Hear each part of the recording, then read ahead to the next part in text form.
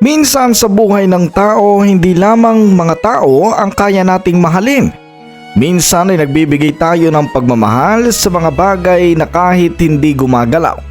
Katulad na lamang ng mga lumang litrato, mga damit at mga sapatos. O kung minsan, sa pinakakritikal na kalagayan ay minsan mga radyo o kung ano-ano pang bagay. Pero dahil yan sa tinatawag nating sentimental value.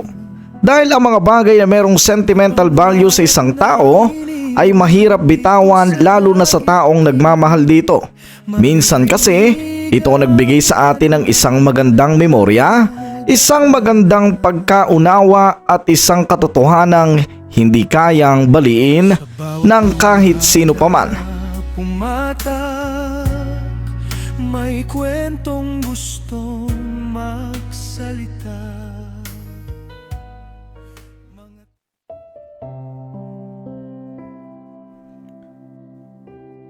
Dear Mr. Dagit, maraming salamat po sa pagbasa ninyo ng aking kwento, Mr. Dagit. Lalong-lalo na po sa inyong mga kadagit na walang sawang sumusuporta. Naisulat ko po at napasulat ako sa inyong programa dahil gusto ko ring ibahagi ang kwento ng buhay ko.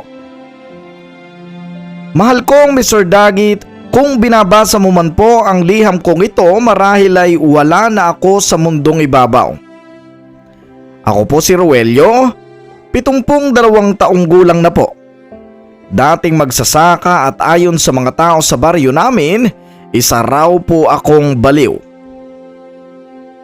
Araw-araw kasi nila akong nakikitang kinakausap ang isang lumang at sira-sirang radyo. Isang lumang radyo na matagal nang hindi gumagana. Isang radyo na kalawangin na. Basag na ang gilid at putol na ang antena, Mr. Dagit. At halos hindi na makilala sa sobrang luma. Pero kahit ganoon, Mr. Dagit, hindi ko yon iniwan kailanman. Kahit saan ako magpunta, Mr. Dagit, dala-dala ko yon. Kapag nasa palayan ako, Mr. Dagit, katabi ko yon. Kapag kumakain ako, nasa tabi ko yon. Kapag gabi at mag-isa ako sa kubo, kinakausap ko yon, Mr. Dagit. At doon po ako nagsimulang tawaging baliw, Mr. Dagit. Kaawa-awa si Roelio, nasisiraan na yata ng ulo. Hayaan nyo na, matanda na kasi yan.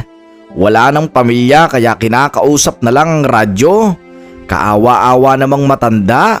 Diyos ko, wala bang tutulong dyan? Yan ang mga naririnig ko, Mr. Dagit. At kung tatanungin nyo ko kung anong level ng sakit ang nararamdaman ko, Mr. Dagit, 100. Sagad sa buto ang sakit, Mr. Dagit. Pero kahit ganoon, wala akong magagawa kundi tiisin lahat ng yon. Dahil hindi naman nila alam kung bakit ginagawa ko yon, Mr. Dagit. Hindi nila alam na ang radyong yon ang huling alaala ng anak ko. Ang anak kong si Benjo. Ang anak kong mahigit 20 taon nang nawawala. Mr. Dagit, noong bata pa po si Benjo, mahirap na po talaga kami. Sobrang hirap at minsan isang beses lang kaming kumakain sa isang araw. Minsan asin at kanin lang. Minsan lugaw na sobrang dami ng tubig. Pero kahit mahirap kami, masaya kami, Mr. Dagit. Sobrang bait ng anak kong si Benjo, Mr. Dagit. Masipag, mapagmahal, matulungin at talaga namang magalang. Tuwing umuwi ako galing bukid, agad niya akong sasalubungin. Tay, paglaki ko po, tutulungan ko kayo.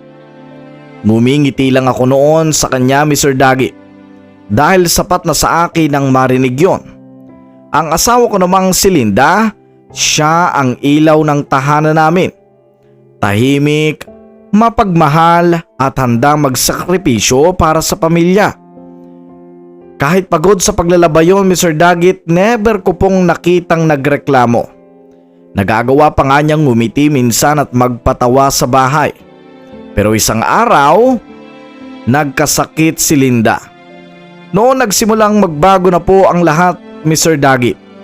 nang magsimula nang mawalan kami ng pera, nang magsimula na magkasakit ang asawa ko. Wala kaming maipambayad sa ospital, Mr. Dagit, at ang natatandaan ko halos lahat na yata ng kakilala ko ay nalapitan ko na.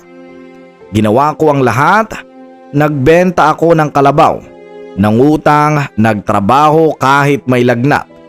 Pero lahat ng yon, Mr. Dagit, kulang pa rin. At sa isang gabi, Mr. Dagit, iniwan kami ni Linda. Naalala ko pa ang huling sinabi niya. Rogelio, alagaan mo si Benjo. Huwag mong pababayaan ang anak natin. At gusto kong mawala man ako sa mundong ito. Tulungan mo siyang maabot ang mga pangarap niya sa buhay. Hindi totoo yan. Hindi ka alis. Dito ka lang. Kasama ka namin ang anak mo. Huwag mo kaming iiwan, oh. Parang awa mo na, lumaban ka. Pero hindi ko na kaya, Benjo. Hirap na ako, Benjo. Mahal. Mahal. Mahal. Parang awa mo, no. Gumising ka naman, oh. Huwag mo kaming iwan, Benjo. Lagi ka namin mahalala.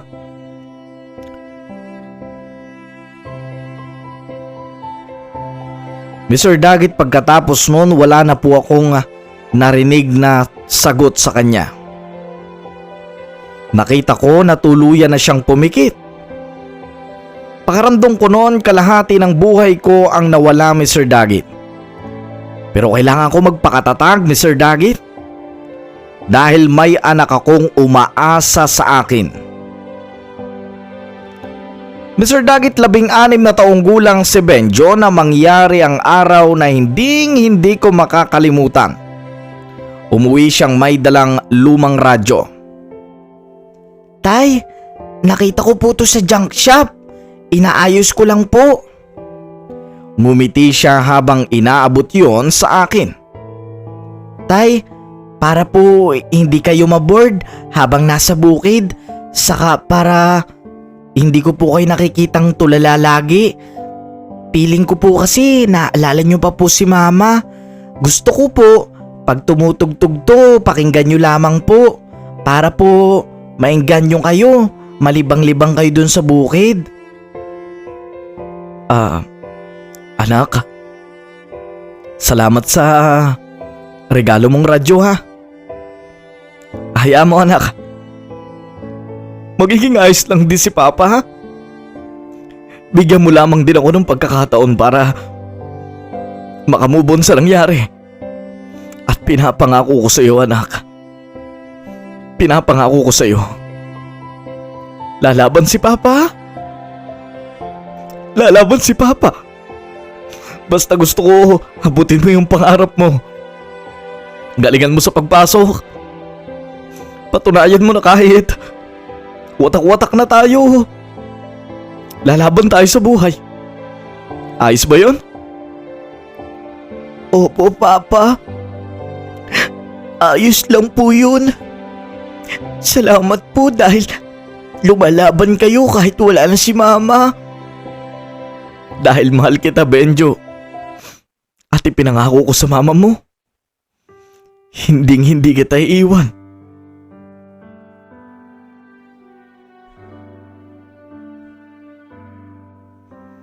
Mr. Dagit, dumating po ang maraming taon hanggang sa nakatapos na din naman ang pag-aaral ang aking anak.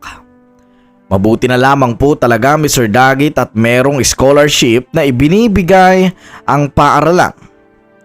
Dahil maraming mga mayayaman sa amin ang gustong tumulong sa mga magsasakang katulad ko. Okay, pag-aaralin ko ang anak mo.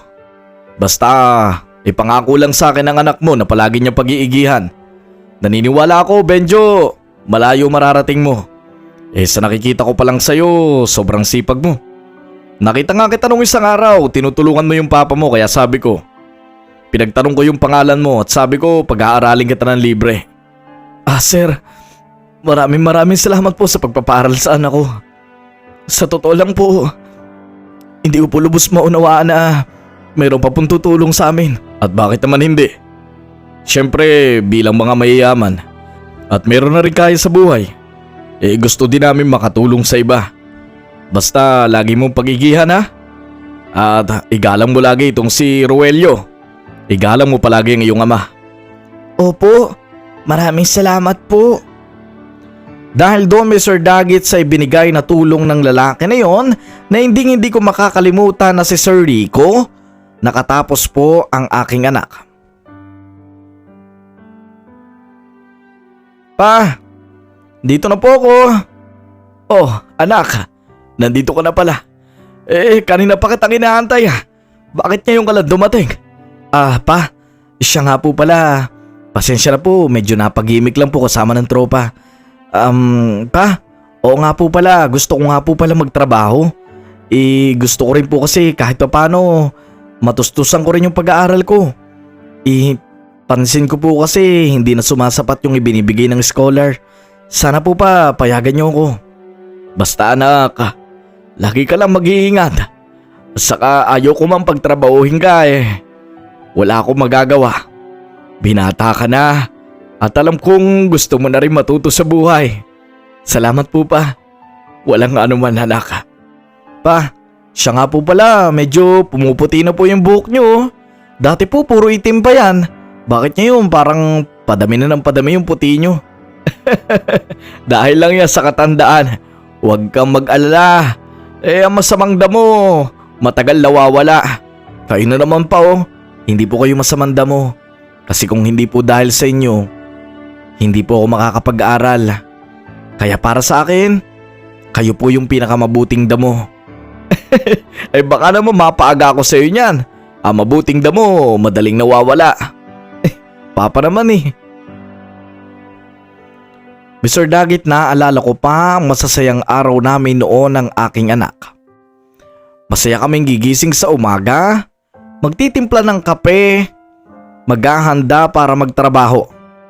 Ako ay diretso sa bukid, ang aking anak naman ay diretso sa college. Dahil nag-aaral na siya noon sa college.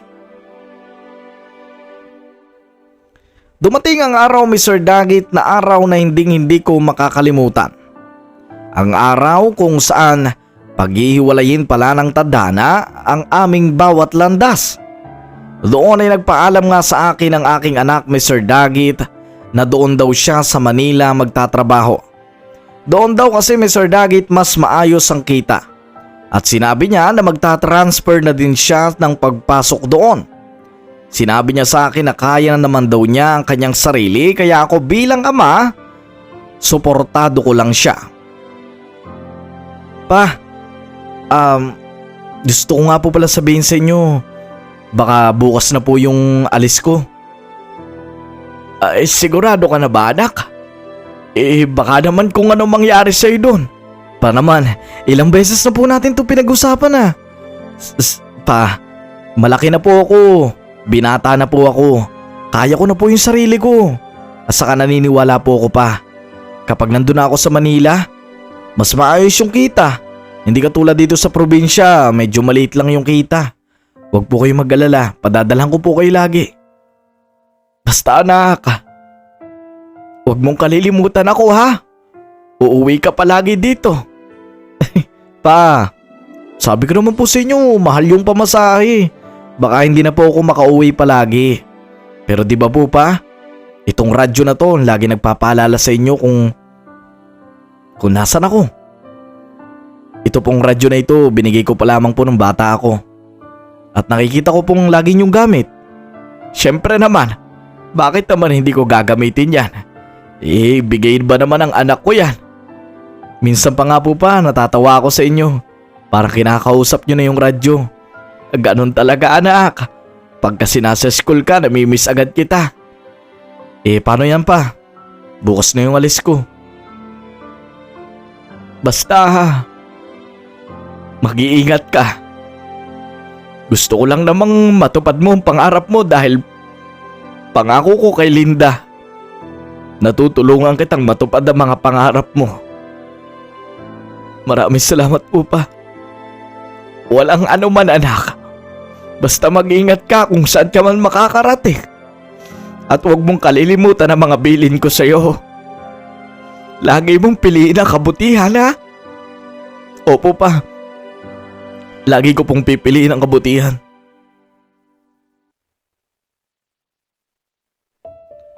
Mr. Dagit, ng pagkakataong yon, kinabukasan, agad na ring naganda ang aking anak upang pumunta ng Manila.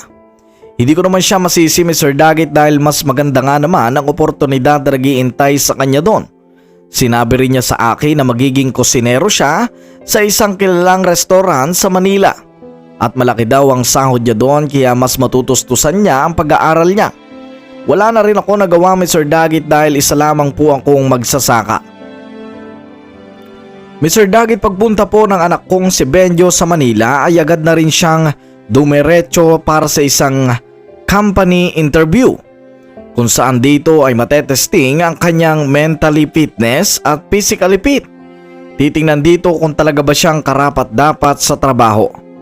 Kaya naman nung makarating siya ng Manila, Mr. Dagit, napakarami niyang dala.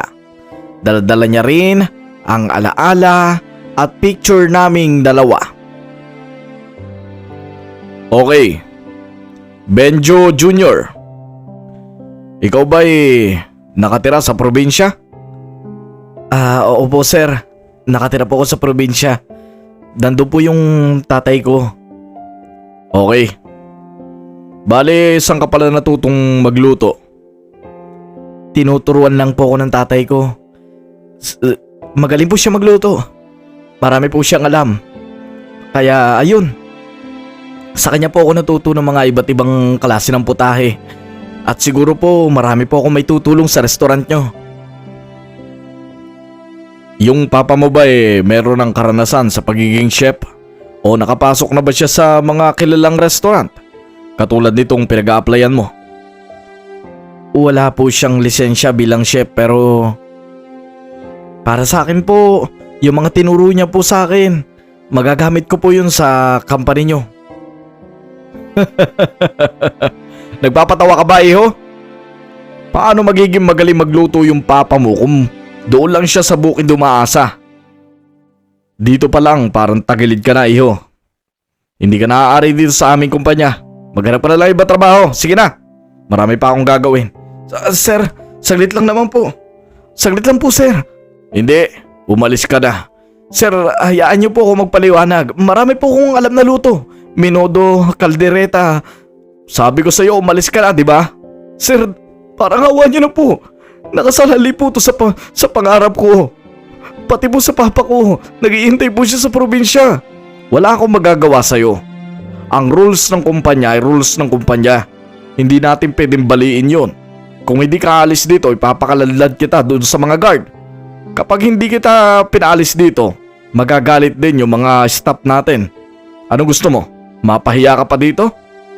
Parang awan niyo na po, sir. Guard! Opo, aalis na po ako. Aalis na po ako. Mabuti. Hay nako, lecheng mga tiga-probinsya to.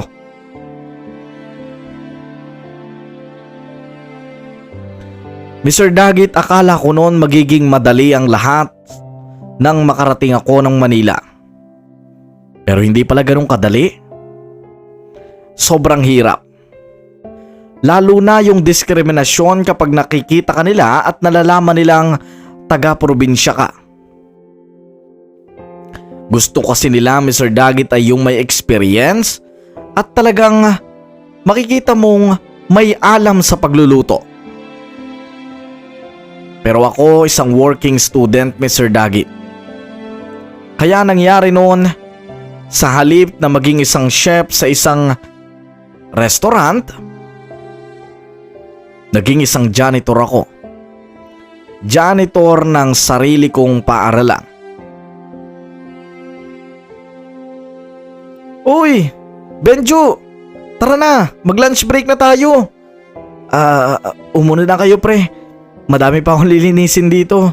Saka yung CR, medyo mapalot na din. Kailangan Alam niyo naman, pag hindi ko to ginawa, baka mamaya wala akong sahudin. Pwede ba yan pre? Lagi ka na lang naming niyayaya, hindi ka sumasama. Tara na, kumain na tayo. Hindi ka pa kumakain ah. Nung umagahan, hindi ka rin kumain. Kailangan ko kasing tapusin itong paglilinis eh. Marami pati mga estudyante yung, alam mo na yun, mas lalo nilang dinudumihan kaya paulit-ulit ko pa nililinis. Pasensya na talaga kayo, babawi na lang ako next time. Lagi ka na lang next time. Sige na, alis na kami.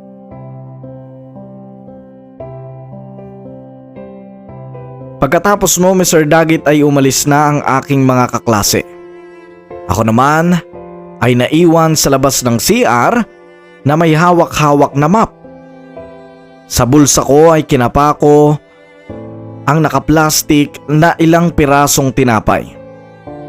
Binili ko at yon na magiging kain ko, Mr. Dagit, sa lunch break na yon. Sobrang sakit, Mr. Dagit, na bakit kailangan kong maranasan lahat ng hirap na yon. Sabi ko nga noon, sana hindi na lang ako umalis ng probinsya. Pagkatapos no, Mr. Dagit, ay pasimple akong pumasok ng CR. Nilabas ko ang ilang pirasong tinapay sa bulsa ko at doon ko kinain. Umiiyak pa ako no, Mr. Dagit. Yung tinapay ay parang umalat dahil sa sobrang tindi ng luha ko. Konting taste lang to. Konting taste lang to. Magagawa ko rin lahat ng pangarap ko. Tay, pinapangako ko po sa inyo. Uuwi ako na mayroon akong dalang pangarap at diploma. Patawarin niyo po ako. Sobrang sakit noon sa akin, Mr. Dagit, na yung trabaho na akala ko'y makukuha ko, hindi ko nakuha. At ang pinakamasakit pa, yung bang iniisip ko na baka iniisip ng tatay ko na maayos ang lagay ko. Pero ang totoo, hindi. Ang totoo ay sobrang hindi, Mr. Dagit. Lumipas pa nga maraming taon na i-under ko din naman ang aking pag-aaral. Marami naman din kasi mga teacher ang sobrang naaawa at tumutulong sa akin. Mr. Dagit, private school po kasi ang pinasukan ko, Mr. Dagit. Dahil yung kurso ko ay para sa pagiging isang doktor. Hindi ko alam, Mr. Dagit, pero pangarap ko na po kasi talagang maging doktor balang araw. Doon niya, Mr. Dagit, ipinagpatuloy ko ang pag-aaral ko. At sa mga nagtatanong, paano ka naman nakakapagbayad ng matrikula? Janitor ako sa umaga, nagtitinda ako sa gabi. Sumasideline ako sa tanghali. Nagkakargador ako sa hapon. Naglalabandera ako sa umaga. Namayat na ako noon ng sobra, Mr. Dagit. At hindi ko na halos maramdaman pa ang katawan ko. Kapag ihiga ako, para bang sobrang baldado ako, Mr. Dagit. Pumapasok ako sa paaralan na pinagtatawanan nila ako dahil sa amoy ko. Amoy palengke, amoy usok, o kung ano-ano pa. Pero para sa akin, gusto kong mag-aral. Sa kabila naman ng lahat, Mr. Dagit, sa bandang parte ng tatay ko. Nandoon siya sa probinsya, nag-iintay ng padala. Akala niya maayos ang lagay ko. Pero hindi niya iniisip, Mr. Dagit, ang padala na maaring tanggapin niya. Ang iniisip niya, kamusta na kaya ako? Kamusta na si Benjo? Oh, Tatay Ruelio, mag-isa na naman po kayo dito sa puno. Lagi na lang po kayo nag-iisa dito ah. Ano po ba yung pinapakinggan nyo sa radyo? Ay, bigay kasi ito ng anak ko. Naalala ko siya kapag pinapatugtog ko ito. Saka para sa akin, masaya ako dahil kahit papano nararamdaman kong nandito pa rin ang anak ko si Benjo. Ang sarap lang sa piling na may mga bagay na nagpapaalala sa kanya. Pero Tatay Rogelio, baka naman mamaya masira na kayo ng bait dyan ha. Minsan makihalubilo din po kayo sa mga tao. Alam niyo po ba Tatay Rogelio, nagbubulong-bulungan na dito mga chismis, nababaliw na daw po kayo. Wala akong pake kung ano sabihin nila sa akin. Ang mahalaga lang sa akin ay yung anak ko. Siya ang dahilan kung bakit ako nakikinig ng radyo. At gusto ko ring maramdaman kahit papaano na nandito pa siya. Nagtataka nga ako kasi hindi siya nagpapadala. Hindi ko naman iniisip yung pera. Ang naiisip ko kamusta kaya ang anak ko? Hindi kaya napahamak na siya sa Maynila? Huwag naman po kayo mag-isip ng ganyan, Tatay Rogelio. Alam ko po, ayos lang po yung anak nyo. Siguro, nag-iipon-ipon pa.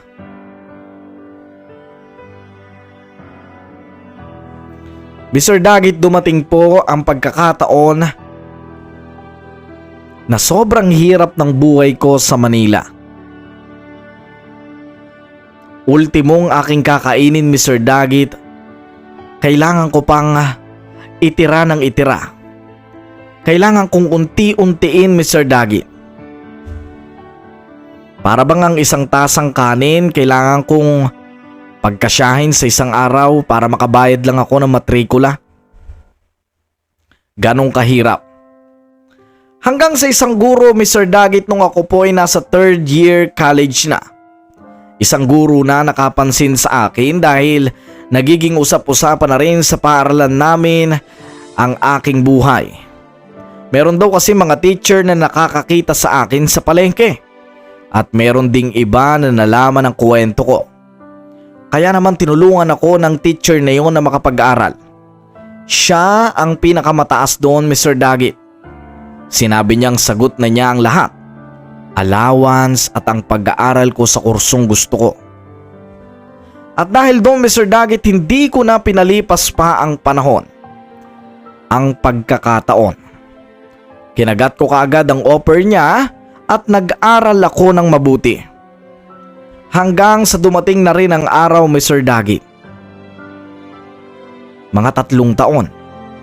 Wala na akong balita kay Papa at hindi ko na rin alam kung ano pang nangyari sa kanya. Wala akong kontak sa kanya dahil wala namang siyang cellphone noon. Ang tanging meron lang siya ay radyo. Minsan niya nakikinig din ako ng radyo sa cellphone ko para maalala ko si Papa. Nung nag-graduate ako, Mr. Dagit, sa aking kurso bilang isang doktor, napaiyak na lang ako habang inaalala lahat ng pinagdaanan ko. At sinabi ko sa lahat na hindi mangyayari ang lahat ng to kung wala si Papa. Siya ang naging lakas ko, Mr. Dagit. Siya ang dahilan kung bakit inilaban ko. Kung bakit hindi ako sumuko. Doon, Mr. Dagit, na mga pagkakataong yon, gustong gusto ko na rin po talagang umuwi sa probinsya.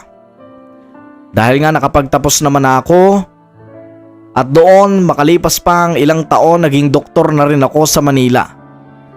At nang makaipon ako ng pera, nagbalak na akong umuwi.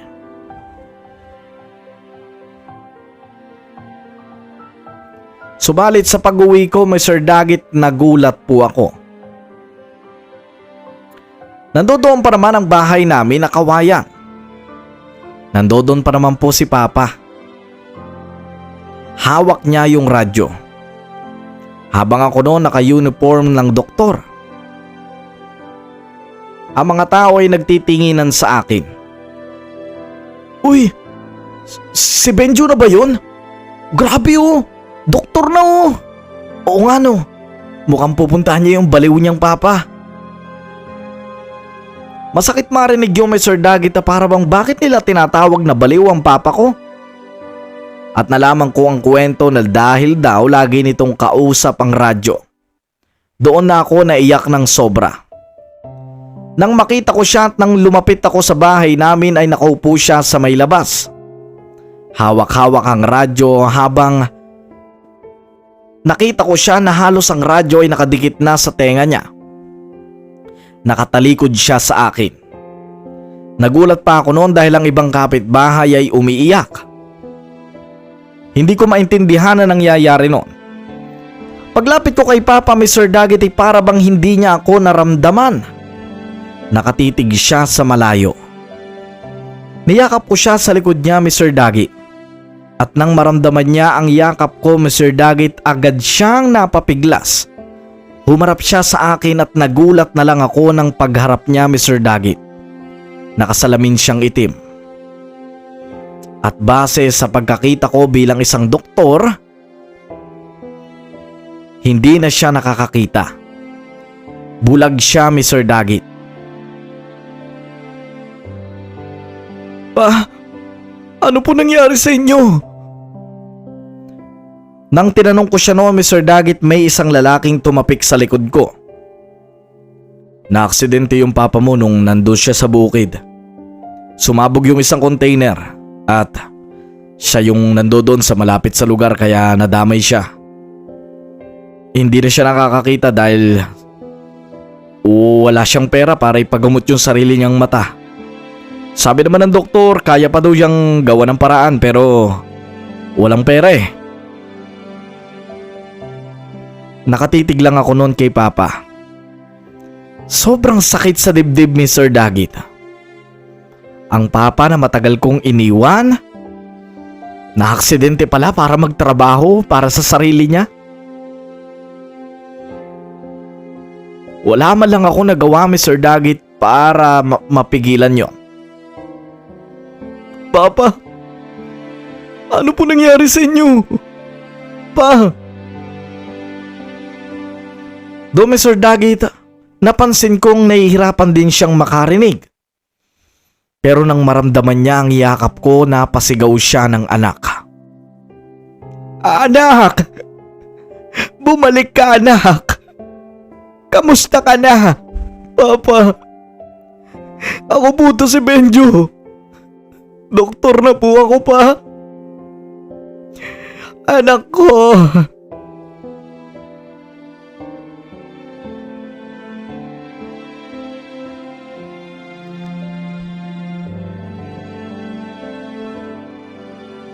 Pagkatapos ng pangyayaring yun, Mr. Daggett, hindi ko lubos ma-realize na lahat ng ito'y nangyari sa pinakamabilis na panahon. Parang kailan lang umalis akong napakalakas pa niya. Pero nang bumalik ako, para bang buto-buto na siya, nangihina na at sobrang lahat ng buhok niya ay puti-puti na. Pero isa lang ang hindi nawala. Ang radyo sa kamay niya. Niyakap ko siya noon, Mr. Daggett, at halos lahat ng mga kapitbahay noon ay sobra nag-iyakan na. Napuno ng emosyon ang lugar na yon, Mr. Daggett. Nakita ko rin ang sobrang pagkamis ng aking papa sa akin. At magmula noon, Mr. Daggett, pinangako ko sa sarili kong babawi ako sa kanya. At bilang isang professional surgeon, Mr. Daggett, ako mismo ang gumamot kay papa. Ako ang naging doktor niya. Nakita ko nga sa pag-aaral ko, Mr. Daggett, na ang mata niya ay nagkameron lang ng konting damage. Pero kaya pa naman tong maagapan dahil hindi pa naman na-damage ang pinakaloob nun. Kaya para sa akin, dahil sa mga maraming pag-aaral ko para sa pagiging doktor, natutunan ko kung paano ito gamutin. Dahil na rin sa tulong ng ibang mga doktor, sinagawa namin ang isang operasyon para kay Papa. At maraming salamat sa Diyos, Mr. Daggett. Dahil makalipas lang ang ilang buwan, nakakita siyang muli. Medyo malabo pa pero natatanaw na niya ako. Nakikita niya na ng paunti-unti ang mga mukha ko. Doon ay nagpasalamat siya ng sobra sa akin. Naalala ko pa noon, habang nangyayari ang operasyon, Mr. Daggett, matindi ang hawak niya sa kamay ko. Naiyak na lang ako noon. Tapos nung tinuruan siya ng pampatulog ay unti-unti nang lumubay ang hawak niya. Pero naging successful po ang operasyon, Mr. Dagi. Pati na rin ang pandinig niya ay nagawa na rin ng paraan, Mr. Dagi. Dahil na rin sa mga magagaling na doktor na nakatulong ko sa operasyon na yon. Nagamot si Papa. Makalipas ang ilang taon, muli siyang nakakita at muli na rin siyang naging malusog. At doon ko nasabi, Mr. Dagit, hindi pa ako nakakabawi sa kanya. Ibinabalik ko lang kung ano ang ginawa niya sa akin. Tinulungan niya akong makita ang pangarap ko.